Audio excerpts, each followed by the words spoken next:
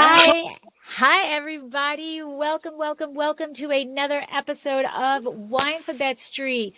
We are up to the letter W, and today we are going to be talking about Waitaki Valley in New Zealand, and we have two special guests with us. First, we have Dave Harlow, who was instrumental in getting this episode going. I was lucky enough to meet him at a wine event, and he has helped arrange for the samples. And he is from New Zealand Wine Navigator. So, hello, Dave. How are you? Good. Hello, Nice to be here. And we also have Jim Jerem, who is the owner of Osler Wines from the Waitaki Valley in New Zealand. So, hi, Jim. How are you? Hello, everybody. All right. Can we take a minute or two each and give us a little bio about yourselves before we get into the nitty gritty? So, David, you want to go first? Oh, sure. I am just an absolute wine enthusiast. I love wines from all over the world, but I especially love old world wines and New Zealand wines just because a lot of them use old world styles in making their wines, which is what I appreciate. My biggest passion is really teaching people about wine and the unfortunate a lot of wines, domestic wines, the chemicals and things that are in domestic wines. So I really like part of why I really like Old World and New Zealand more than anything else. Clean wines. Cleveland. Awesome. Thank you. And Jim, please introduce yourself. Okay, guys. Well, I was an MD. I was a family practitioner until 18 years ago when we had started developing in a new region of New Zealand, the Waitaki Valley, which is in the same kind of general region as Central Otago, which you may have heard of, better known region. The Waitaki is still a tiny area, but it had limestone. My brother-in-law is one of New Zealand's great winemakers, Jeff Sinnott. He couldn't be with us today, but he said, he came down from working in Marlborough, which is like a 10-hour drive, and he came down with his family in the late 90s and said, take me to the Waitaki Valley. There's limestone there, and I want to do Pinot Noir on limestone. And that's kind of how it all started. And we pioneered in this little district and have kind of carved out a bit of a brand, really, with, I think, a fabulous Pinot Noir from the limestone. But we've also been looking after some other little vineyards in the valley, spaced over a sort of 20-mile stretch of the valley. A difficult climate, right on the cool edge. But when we get it right, as you'll see, it produces some pretty stunning wines. So I've dedicated my time. I gave up medicine, as I say, 18 years ago, because I felt you couldn't do both. And that's where we're at today. Okay, beautiful. And Deb, you want to introduce yourself? Sure. I'm Debbie Gioquindo. I'm known as the Hudson Valley Wine Goddess. I'm a certified specialist of wine, a wine location specialist in port and champagne, and I just enrolled in a sherry specialist course. So that's TBA. I am author of a book, Tapping in the Hudson Valley, Day Trips and Weekend Itineraries to Visit the Hudson Valley Wine Region. And I'm co-owner of a restaurant in North Wildwood, New Jersey, called Trio North Wildwood, and that's where you can catch me Friday and Saturday nights till the end of the year. And I don't know if I missed anything, but if I did, Lori will tell me. I think you hit it all today. I think so. And I am your co-host, Lori. My husband and I own Dracaena Wines in Paso Robles, and I am a UC Davis winemaking graduate. I am a WSET Level 2 certified, along with a champagne specialist, and currently I just graduated Rioja specialist. So I'm excited to be here because, well, we're going to start off with Riesling, and I am a huge Riesling fan, but we are going to be talking some Pinot also, and I cannot wait to get into this. So before we get going, we're going to listen to Elmo here.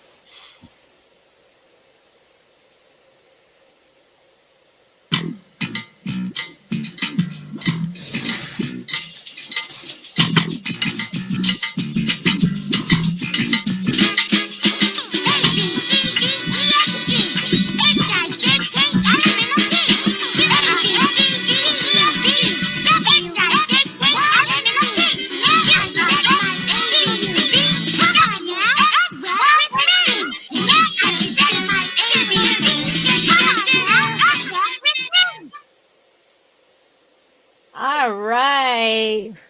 Like the first time that's my lucky shot I hit.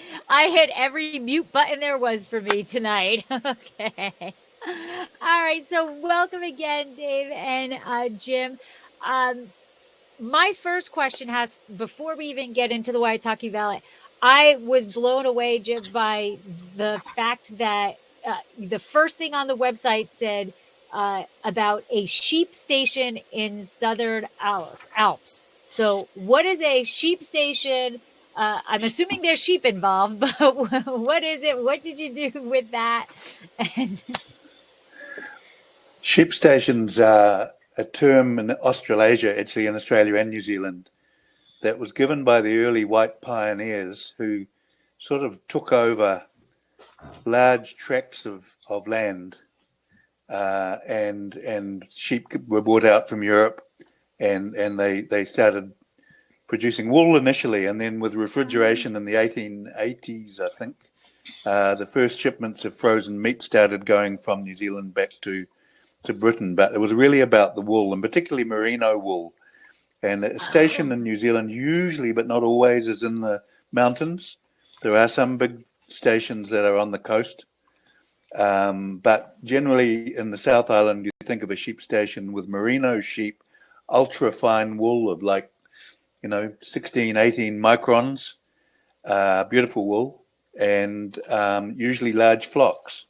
Our neighbour up the road, who actually sold us the land for one of our vineyards, has got 100,000 acres of beautiful mountain country, and he runs 30,000 merino sheep. They've just finished their annual harvest of that, which is the shearing of those sheep, and you're like 140 bales, and 140 tons, I think, of fine merino wool.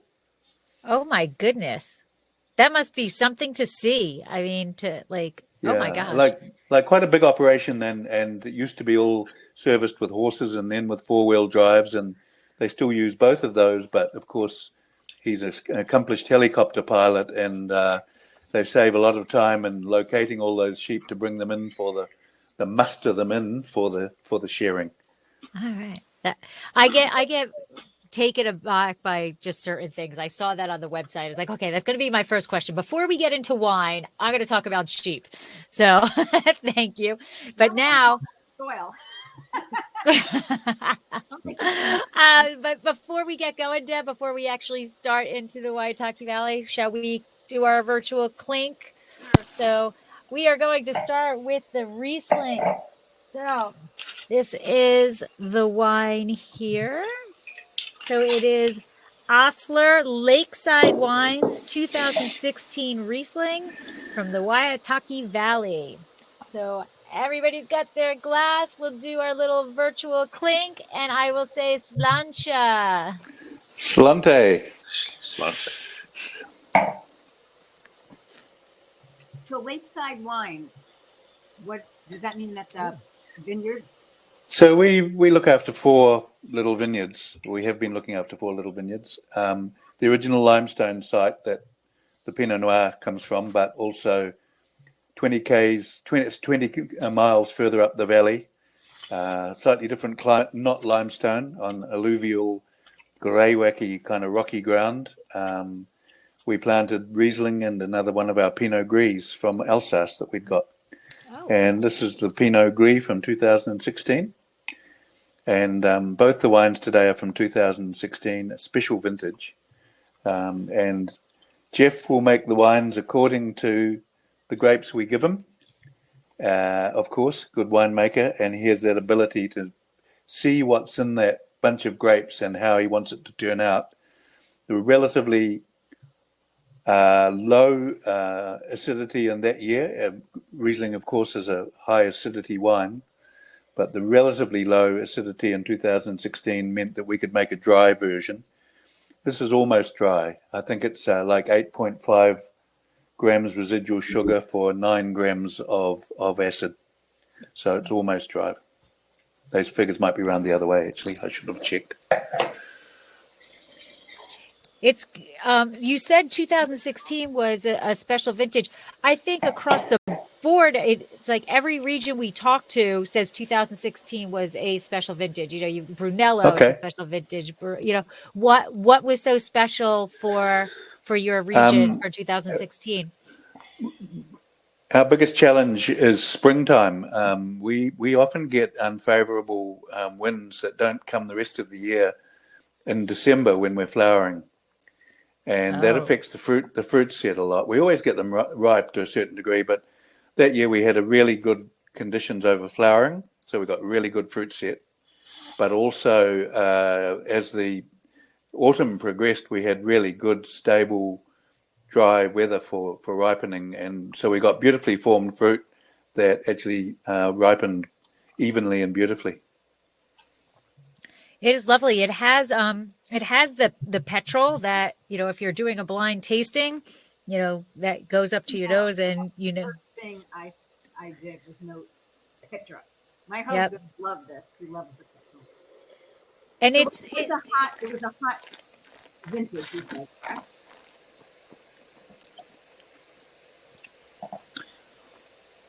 Was it it a hot vintage?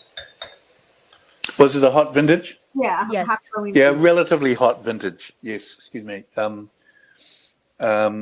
was. But combined with that, and we'll talk about it more when we look at the Pinot Noir, it was the evenness of the fruit set and the evenness of the ripening, and we managed to get it. I think we got this fruit to about 22 bricks. We use bricks as a measure of the sugar ripeness, and often it's less than that. It might be between 20 and 21. So the acid's a bit lower as well, and when the winemaker, I have this kind of vision of what makes a balanced wine, and I think it's a combination of the numbers and the science, but also of the dark art of winemaking. And I think Jeff's very good at getting that balance between the alcohol, the residual sugar, and the acid.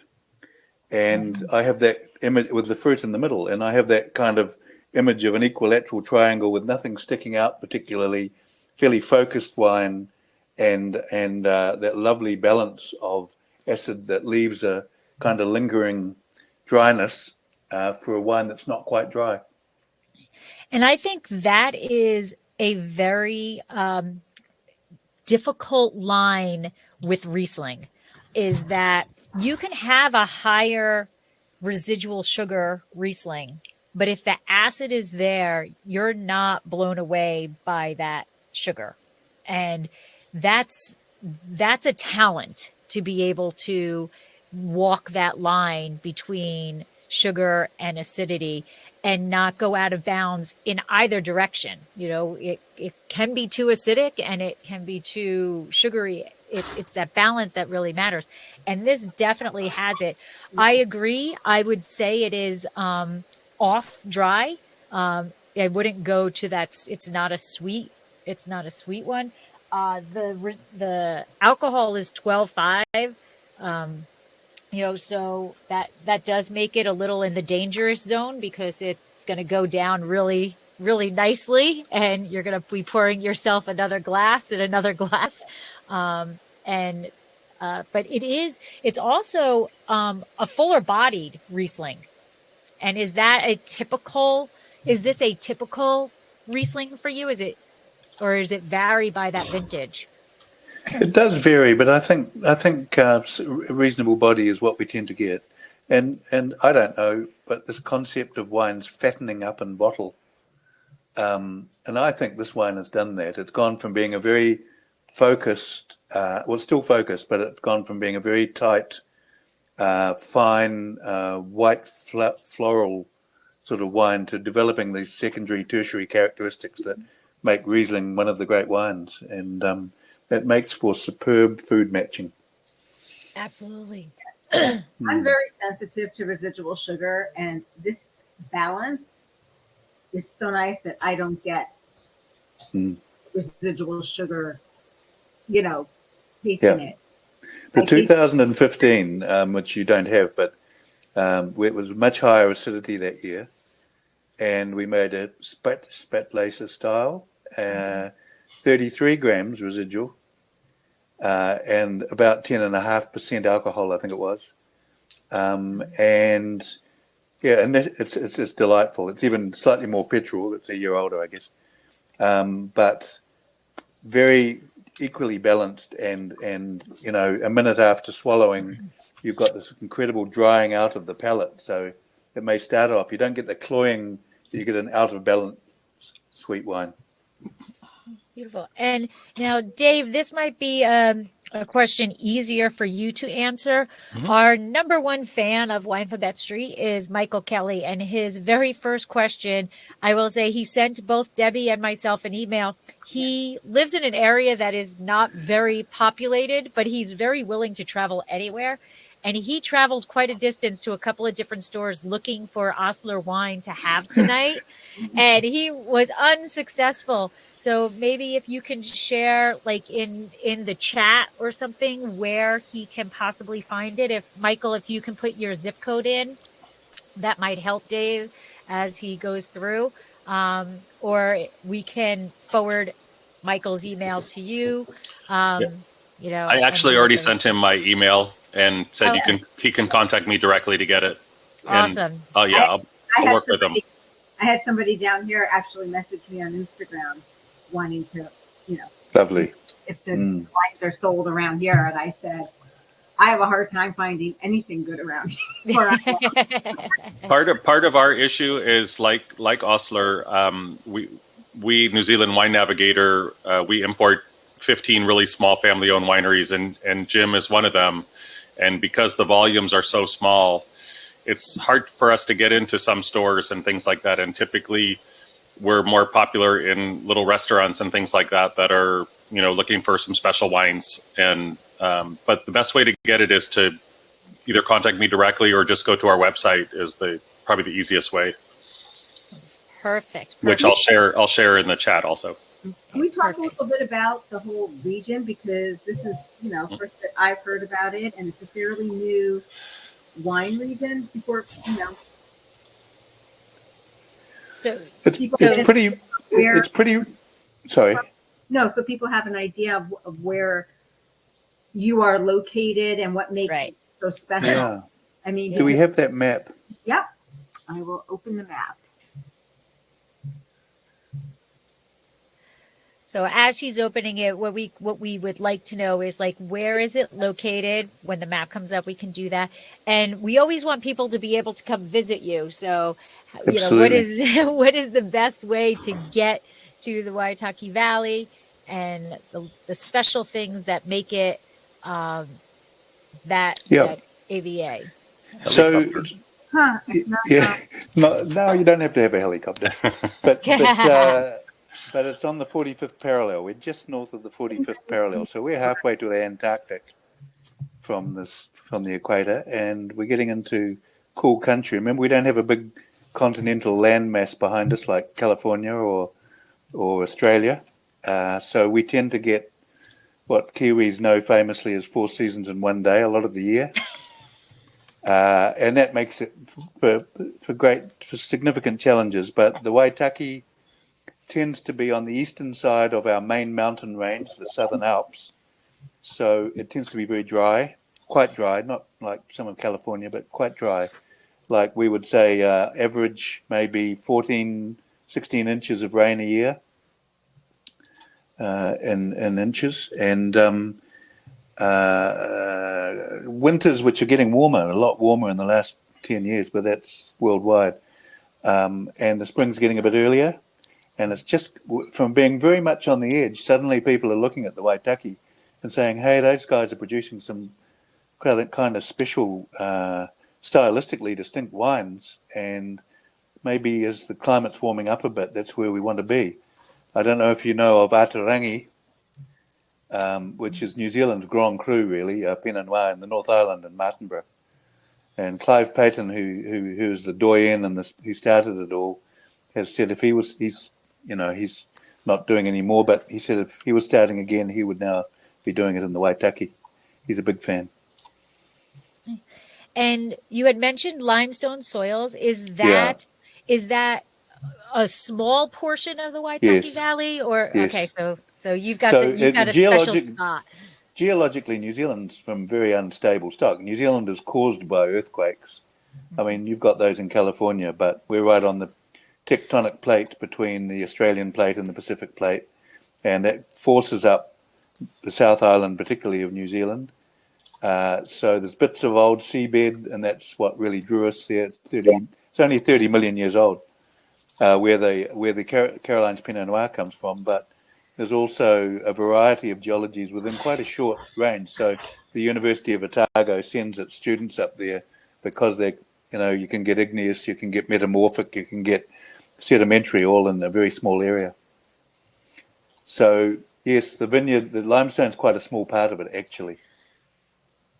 And so you started to talk about, or maybe I missed it, the geographical aspect of it. So like in Paso, we have the Santa Lucia Mountains and the Shaloma Hills, and then we have the Salinas River in the center, and they all impact, what are your actual, do you have, you said you don't have the mountain range like Australia would have, but do you have your geographical influences? Yeah, sure. We're on, there's quite a big river that drains the whole central part of the South Island. It stores like 65% of New Zealand's hydropower, and there are multiple hydroelectric schemes along its length. And that comes down between two mountain ranges, and we're just on the edge of that.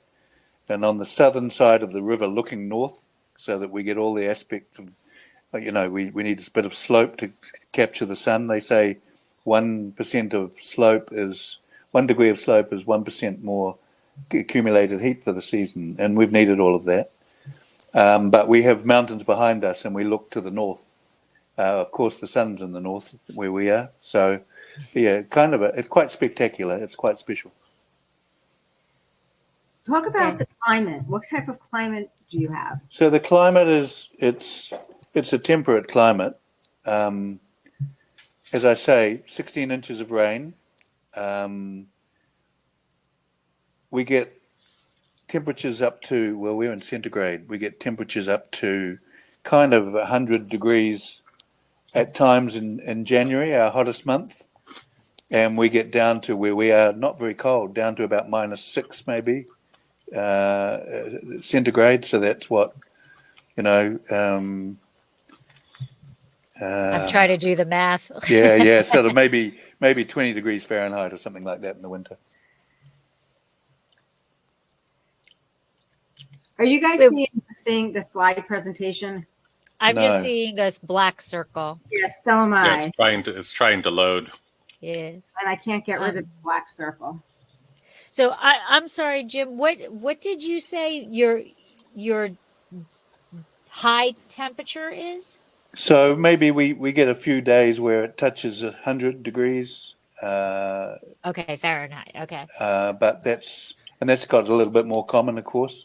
But mostly the temperature would be more like I think our average temperature is only 20 degrees in summer, like in January. So I'm just trying to work out what 20 degrees is, but 70 degrees Fahrenheit maybe.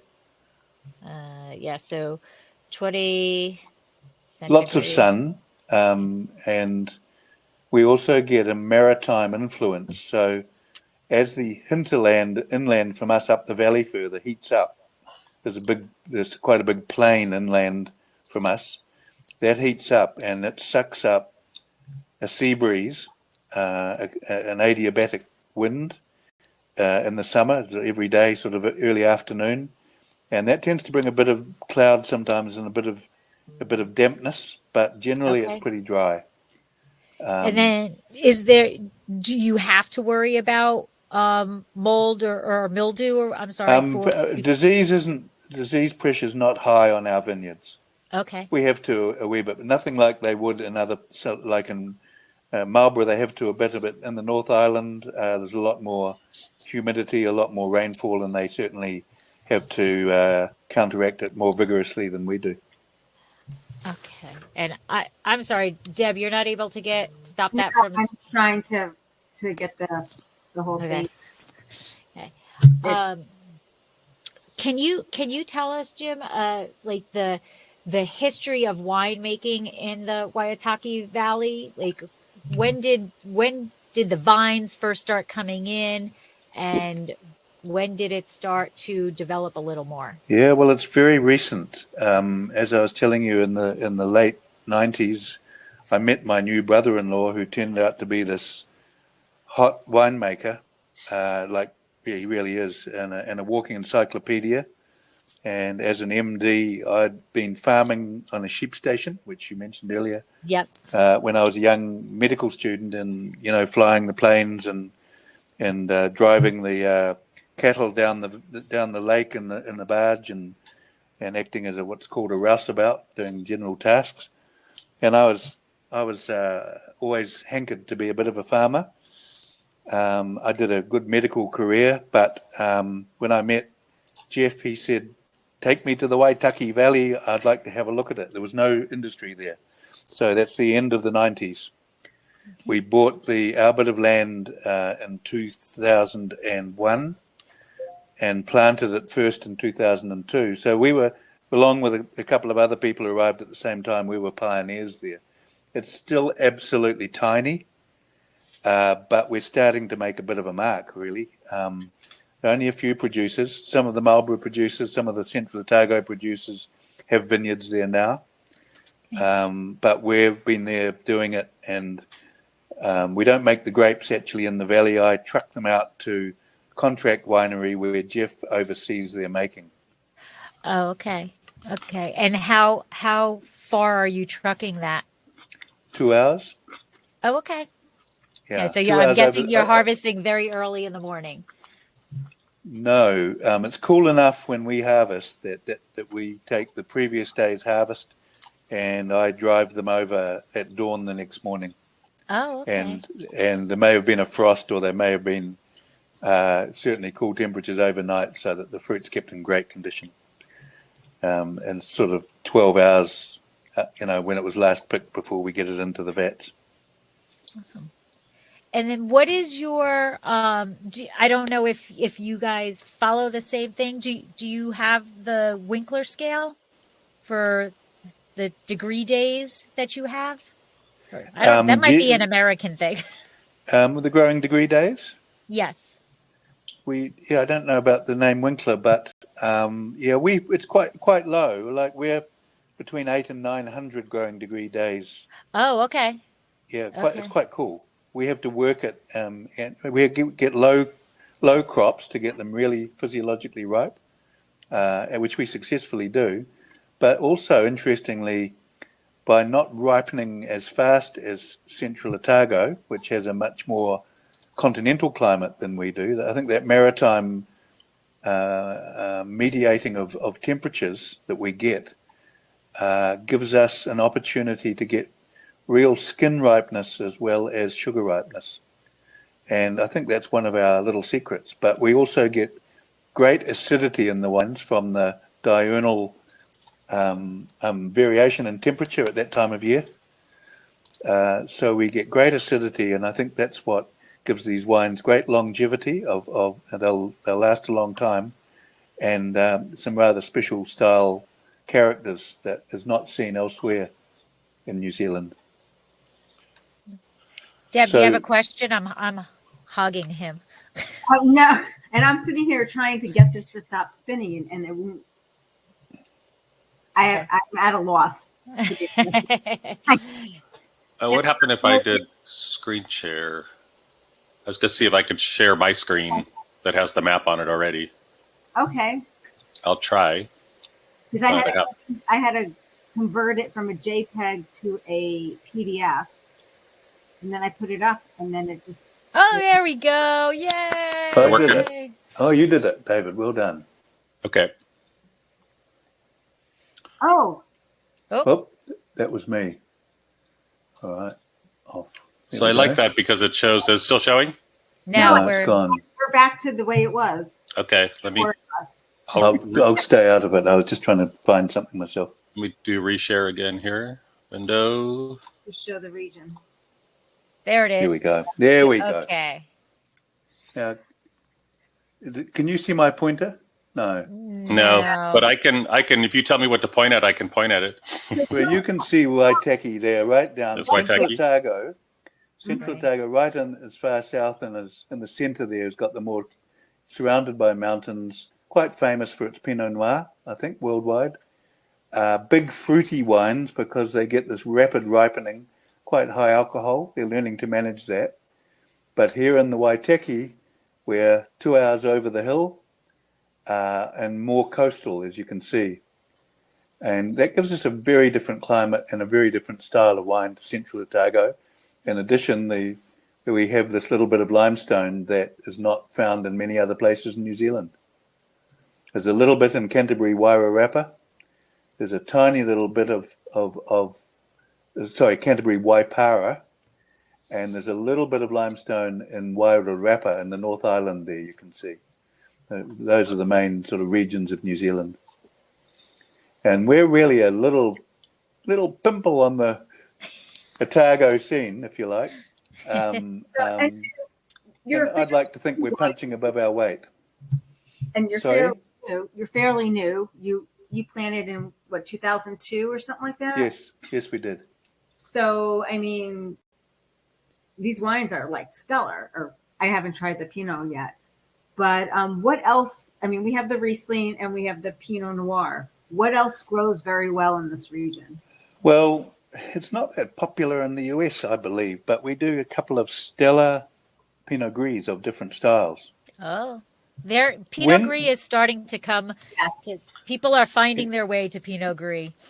Well, there's some stock of ours still that David's got there in the warehouse that's got a few years on it, and it's spectacular. I really recommend it, the Lakeside Pinot Gris, the accompaniment to this Riesling. Yeah, 2012. Yeah, and it's really good. I had some the other day. But So we also do it. Sorry. Is Lakeside the vineyard that it comes from? Yep. Yes. So that's the most inward, further up the valley vineyard where we live, beside one of the first hydro lake that you meet when you're going up the valley.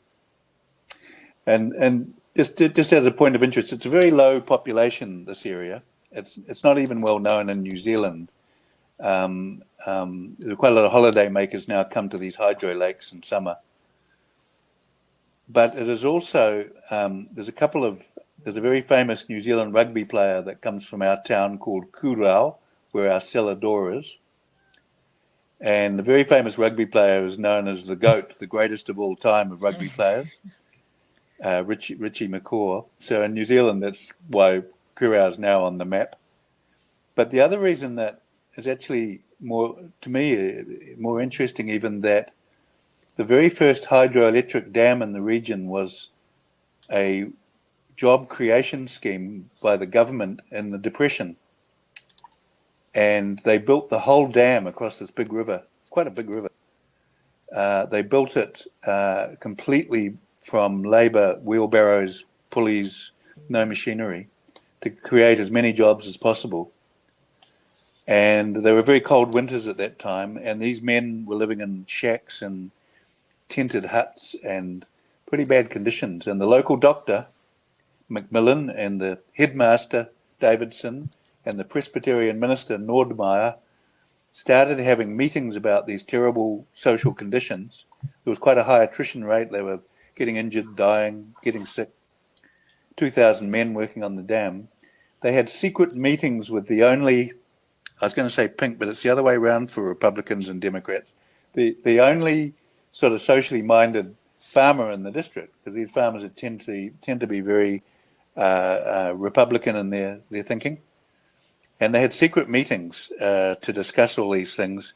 And as a result, the first Labour government, the socialist government in New Zealand in 1937, was formed. And two of these guys, the doctor and the minister, became ministers in the government of that first Labour government and formed the world's first social welfare policy. There you go. Cradle to grave with state involvement. And that's been modified a lot in New Zealand over the years, but it's still very much part of what makes New Zealand a bit special, and the recognition that for a democracy you need both sides. Absolutely. And before we went live, you were telling a story of the Waitaki, where the name itself comes from, and the history of So that. yes, Can you go yes. into So our that? mountain. So if you're a Maori person and in a formal setting, you give your mihi, which means you say you are where you come from, really.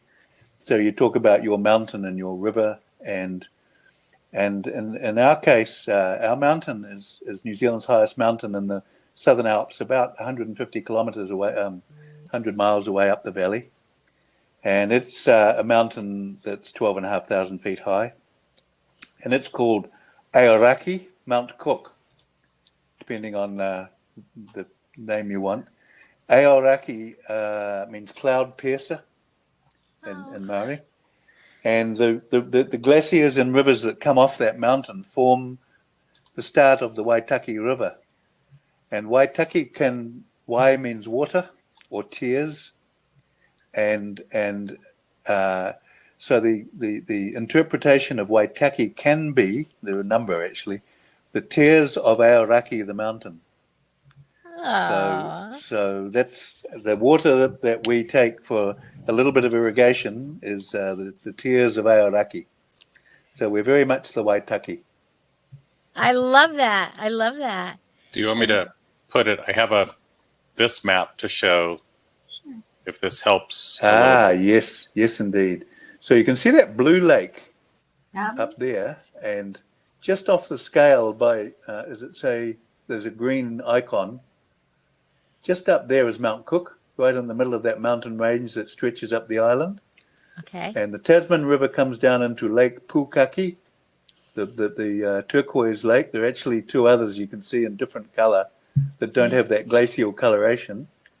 And they all form down into one river that comes down, and you can see a yellow dot coming down towards the coast. That's Kurau, and that's just where we are in the middle. That's our vineyards are on either side of that yellow dot.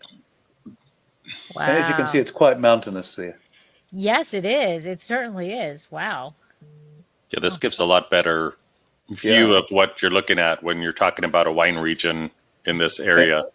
And right up in the top, just out of sight in the top right corner, where that peninsula is sticking out, just above that is Christchurch, the city of Christchurch, famous for, it's one of New Zealand's biggest cities, famous for the earthquake in 2012, the earthquakes.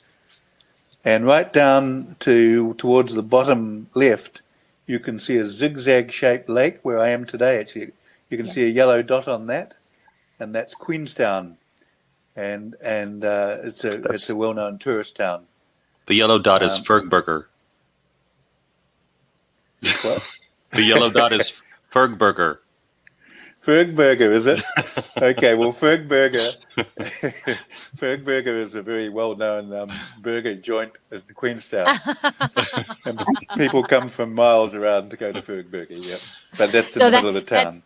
That's your version of In-N-Out then. Yes.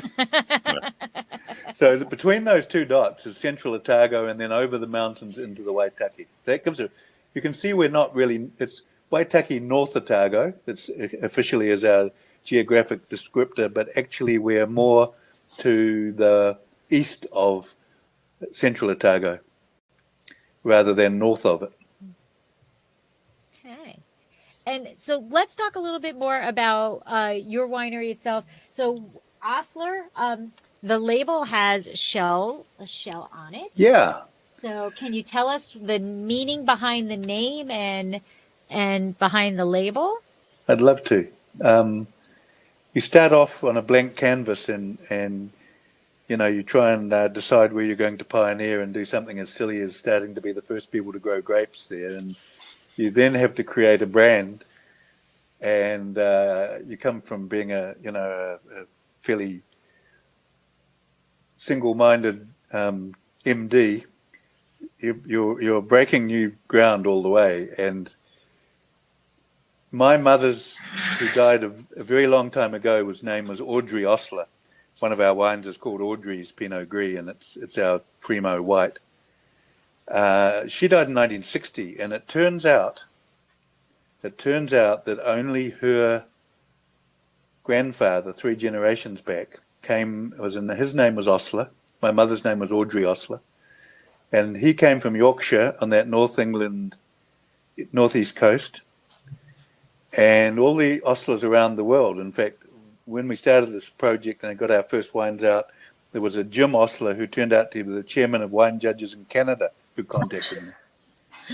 But all those Oslers spread out around the world, as the Brits did when they... And in old England, the Oslers were people that looked after the horses at the inns. They were the stable men. And I always thought it was funny that they came from Yorkshire and it wasn't really an old English name. And it took me a while to work out that actually York was Jorvik. It was a Scandinavian. It was a Viking town.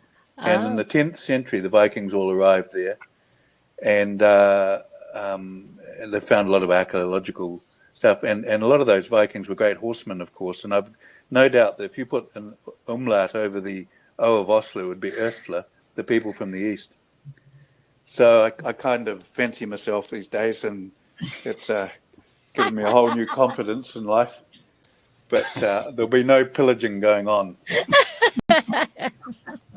So that was the brand, and so that was the name, and you wonder how that's going to go, and it's become a little bit of an icon, I have to say. And the shell was, how do you represent limestone on a label? Because Jeff really wanted to make Pinot Noir on limestone. That was going to be our point of difference, and it is our point of difference with that Carolines. Not all our wines are from that limestone site, but the Carolines and the Audreys are, and we think it's given it the combination of climate and that geology are the chief parameters, I think, that give it the terroir its distinct nature and style. So yeah. when we ripped the site with a bulldozer prior to planting it, we pulled up all sorts of limestone boulders, and what drew Jeff to the site was there was this big limestone cap. When we looked up from the valley floor, there was this big limestone cap on a hill. He said, "Take me up that road," and we came over the brow, and there in front of us was a mini cote door, he reckoned. And in the centre of that, just above where the vineyard is, there was a quarry where in the 1960s they'd looked for agricultural lime. So we could go and look at the profile of the soil and the subsoil. And Jeff got very excited, and after 2 years of so-called due diligence, we were going to do it come hell or high water. And that's the story. Our due diligence and mapping and trying to produce a model of the climate, because there wasn't much to go by, gave us a wildly optimistic kind of shot of what, in fact, the temperatures are. And really, you shouldn't be able to grow grapes where it's that cold. I think partly, and we now know that the high UV levels and the hole over the Antarctic, the UV hole, has given us UV levels that help compensate for heat a little bit. It is also getting warmer. There's no doubt about it. The last decade we've seen earlier and earlier vintages. So that's most of the story, really. You talked about Caroline and Audrey. Are they your children, grandchildren? Right. Audrey's the mother, right? So Audrey was my mother. Okay. I was just going to say that when the bulldozer ripped that land, that we pulled up these big limestone eggs that had rolled off the cap, the limestone cap that we saw that first day, and those were all pulled out. And we spent ages collecting them and piling. And several years later, a gentleman in his 73rd year spent a year building them into a rock wall. So we now call that vineyard Clos Osler, because it's very Burgundian in appearance. And it's fabulous. It's kind of a special thing, really. And one of those boulders, when they were broken open by the rock breaker to make the wall, we started finding these fossils. Just down the road, they found a meter-high fossil of a penguin. Oh my gosh! And precursors of whales that, 30 million years old, and that shell is 30 million year old fossil. Wow. That is so cool. That is so cool. When So, you go ahead. sorry. I was just going to ask, when you decided to plant there, how did you decide? You know, you wanted Pinot. How did you decide that? I'm assuming that was the first thing you planted was the Pinot, because. Absolutely. All right. And how did you decide? You know, what clones you were going to use, or are they on self root? How did you Yeah. decide what was best for that area? Yeah. If you were the pioneer, like, people are going to Interesting. learn from your mistakes. How did you Well, eliminate luckily those I mistakes? teamed up with a very experienced winemaker and viticulturist. Okay. And he made the guesses for a lot of it. And we didn't get much wrong, There's a couple of the clones that he selected. We planted them over 3 years, and a couple of them don't do that well in our cool climate. But some of them do particularly well. And so we took a selection of clones on a selection of rootstocks, and the very first vines we had taken from a nursery that were on their own roots. But that year that we planted, the first phylloxera was found in central Otago. So we thought we won't plant any more on own roots. We haven't had any problems with that so far, and those vines actually produce some very nice grapes. But I think you wouldn't plant on own roots anymore in New Zealand, really. So yeah, clones. The clones are mostly the Burgundy clones and UCD clones. So we've got the Pommard clone, UCD 5 and 6, and we've got B115, B667, B777, and then we've also got this gumboot clone. I don't know if you know what a gumboot is. It's like wellies. I don't know what you call them. Oh, okay. I have a pair of wellies. Yeah. And there's a lovely story that it's also known as the Atarangi clone. I mentioned Atarangi as being the Grand Cru of New Zealand. So the Atarangi, Clive Payton was working with a horticultural advisor in a government research station in the late 70s when he was on duty actually at Auckland Airport when a chap arrived from France with a suitcase bulging, and he was asked to display it. And we've got very tight biosecurity in New Zealand. And this guy, Malcolm Abel, opened the suitcase and found stuffed in a Wellington in his gumboots were cuttings from a Burgundy vineyard. Uh-oh. Now, there's a lot of that in California because you don't have that kind of barrier that we have, biosecurity barrier. And suitcase clones, as they're called, are all over California, I gather. Yep. But in New Zealand, there are only a relatively small number of clones, and then there are not many more coming in. So anyway, the story is that these came from La Tâche, and somehow he was able to, as a government, this was not corrupt, he was actually able to take them away and quarantine them officially. And he grew them on, and his assistant, who was Clive Payton, who started Atarangi the following year, planted that. And that's quite a large part of our planting. It's quite a vigorous producer. So those Burgundy clones are pretty low yielding, and because of our climate, we're even lower yield. So we would only get, in a good year, 4 tons to the hectare. Oh. So that is like 1.5 tons to the acre. Acre, right. So and that's because of this cool spring we get and the fruit set we get. Now, because of that, in 2004, Jeff said we better plant some white, and I thought we're going to be Burgundian here. We're going to do a Chardonnay. But at that stage, the clones in New Zealand that were available were mostly Mendoza, and they would not set fruit in our climate. And besides that, everyone was a bit sick of over-oaked, overproduced Chardonnays. And Jeff said, no, let's do a Pinot Gris. It's pretty popular. And I was disappointed, and I still am really. I really would love to have, I think if you look at that Caroline's, and I think we could do something pretty spectacular with a Chardonnay. I haven't done it, and it would be a bucket list wish. But we make our Audrey's Pinot Gris like a Chardonnay, and we stick it in a Burgundy bottle for that reason. Oh, okay. Awesome. Deb, do you have another question or? I do. And this is going back into the weather and stuff. Do you have to worry about the frost? Yes, we Like, worry about everything, Debbie. Isn't that the truth? Yeah. Oh Yeah. my gosh, yes. I mean, just with the way your climate is, and Yeah. Yeah. have you lost any? Have you had any bad years where frost is really impacted? Yes, we've had years we didn't produce. Oh, And the climate's definitely improved, but of course we're getting more of these extreme events as well around the world, and we've had our share of those. But spring frosts were a real problem, are a real problem. We used helicopters for years because we were always undercapitalized, and we didn't put in the permanent wind fans that we now have.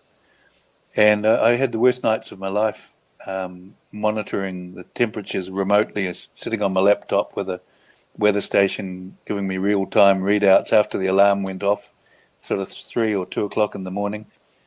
And you'd watch the graph slowly edging downwards. And I'd have a helicopter on standby 15 minutes from the vineyard, and the pilot even sitting in the cockpit of the aircraft, and then I'd say, no, don't go, there's another puff of wind, and they'd get pretty pissed, really. And and then I'd say, yes, look, the temperature's dropped, and please fly. And I'd get in my car and race down to the vineyard at the same time, and we have these temperature-sensitive lights, and they're all flashing red by that stage, which is like -1, Celsius, which is about as low as we can possibly go. And the helicopter arrives immediately and starts hovering around the vineyard and bringing down the temperature inversion, the warm air. And we always left it as late as possible because it costs so much per hour to fly these things.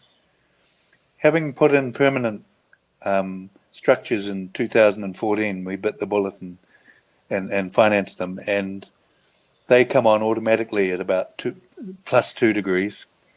So we burn a bit more diesel, but they're a fraction of the cost to run. And I think we've seen overall the ambient temperature doesn't get as low during the spring, and we get better fruit set. It's just a matter of doing it really and financing it. right. So yes, frosts have been a big issue for us. As I say, we've had just about everything. We certainly have droughts, but we have water, the irrigation that we can counteract that. We've had floods. We get extreme winds at times coming down through the Alps. Wow. And we get frosts. We've had big snow, but the last one of those was really in 2006. So we haven't seen that for a while, but touch wood, who knows? So I guess all of that, I had read that NewZealandWine.com stated that Waitaki Valley is the wine growing region that is on the edge, and there's little margin for error. I'm guessing all of that is the reason why they call it that. Is that? Well, they used to call, there were books written about Central Otago, who preceded us as the winemaking on the edge. I think you could say we're just over the edge, but it's getting more reliable, and I think that being on that edge is partly what gives the quality of these wines. And I think there's a feature in all the wines of, I don't know how you describe minerality, but there is certainly a sort of chalky minerality that comes through in the limestone ones. But I think part of that's climate and that acid thing, because we can see it in these whites as well. I think you could imagine you get a little bit of saltiness in that Riesling. Right. So right now you're heading into spring, correct? Yep. Yeah, we're in the middle of spring. Yeah. How is it going right now? It's been a cool spring. So last year was the earliest year we'd had. This year we've really gone back quite a bit. There's been some frosts in some areas. The Waitaki's been okay. So often we get them worse than everywhere else. We thought when we went there we'd be better than Central Otago because we're more of a maritime climate. It turns out we're probably a bit worse for frosts. They warm up a bit quicker in the spring than we do. But there's been frosts in Marlborough, been frosts in Waipara and North Canterbury that have done quite a lot of damage, I've heard, but we're okay at the moment. The full moon at the start of closest to the start of November often is our worst week. Oh, there's Okay. The shoots, when the shoots are about this long and tender and vulnerable and can be very easily taken right off in in half an hour. right. When is normal? Would you say is the normal time for bud break? About when? So this year we've only been burst really for a week. Okay. But we'd normally say the start of October. Is wow. Okay. Right. And then that's a dangerous time too, depending on, but right from then on, I mean, any frost is a disaster. Is a disaster if it's not ameliorated. Yes. We actually had a little bit of frost. We had one night in Paso that it dropped in, and we lost a lot of vines. It's horrible, but I would love. Deb's got the bottle in her hand, so she's thinking exactly what I'm thinking. I think we're approaching up on 9 o'clock, and we haven't really spoken about the Pinot Noir. And okay. This has been the most lovely Pinot Noir I've had ever from New Zealand, to be perfectly honest with you. It is just. Thank you, Debbie. It's a very special wine. It is got wonderful nuances of fruit, a little bit of acidity. I mean, it's got it all, hasn't it? It does, and it does. When you said minerality, that was why I was pointing at the glass.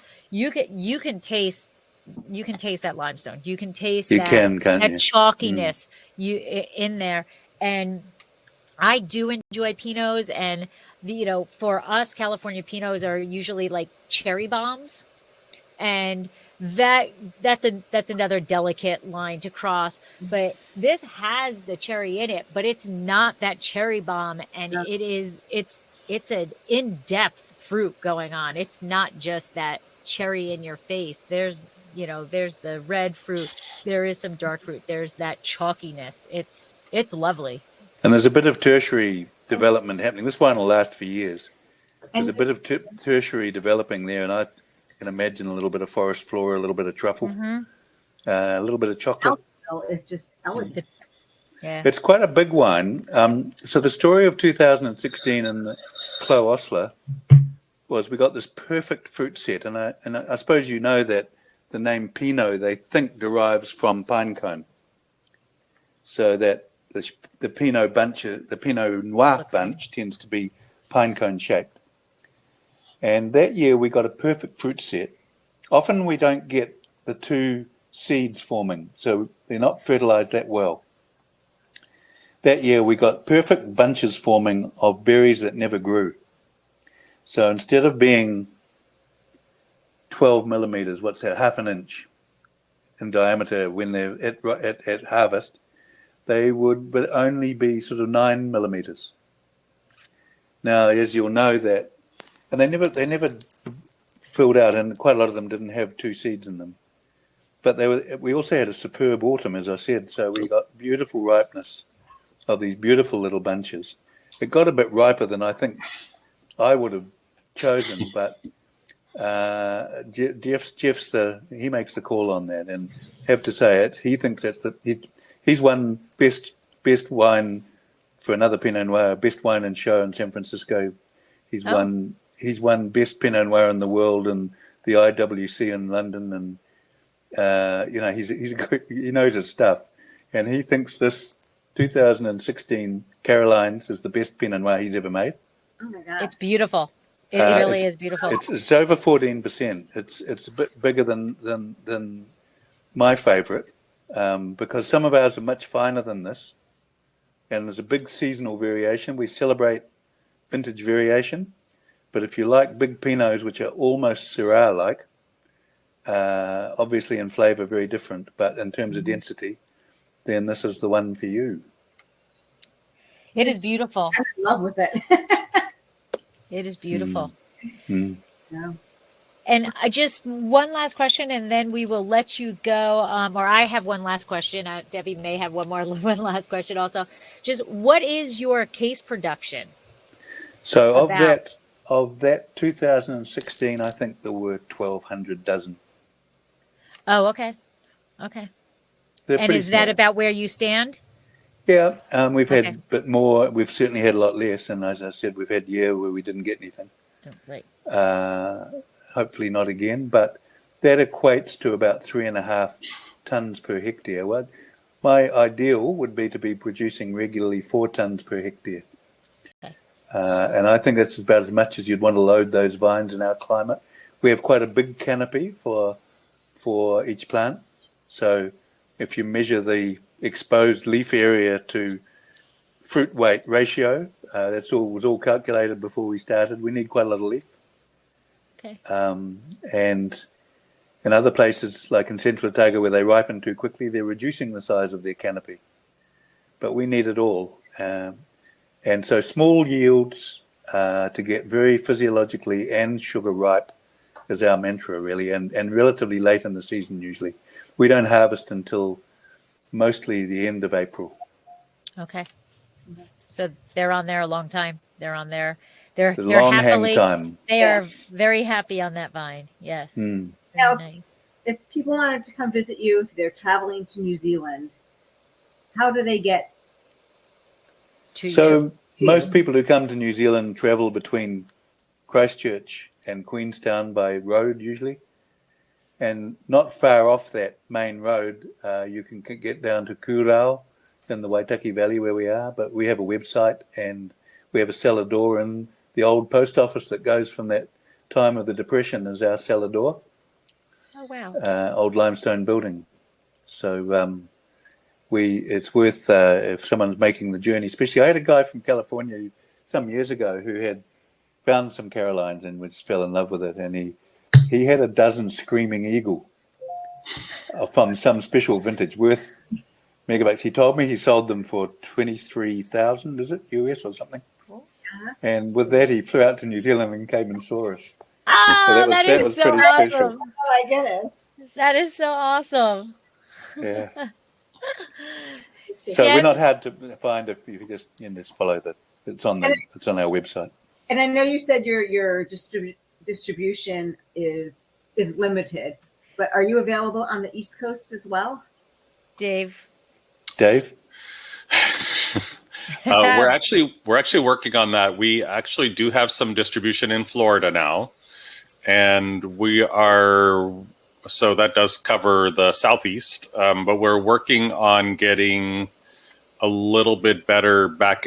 Since COVID, we kind of lost our Northeast distribution, but you could always contact me if somebody needed to, and I did put my information in the chat if anybody needs it. But we've improved our website to make it more accessible so that everybody can access the website, and we ship to 39 states, so we can definitely do that. But we will have distribution back in the Northeast again as well for trade, as well. Beautiful. Okay, good. So Good. I would like to thank both of you for coming on, and for Jim for taking your time. You're tomorrow morning, right? Yes. No, we're yesterday afternoon actually. Oh. No, you're tomorrow.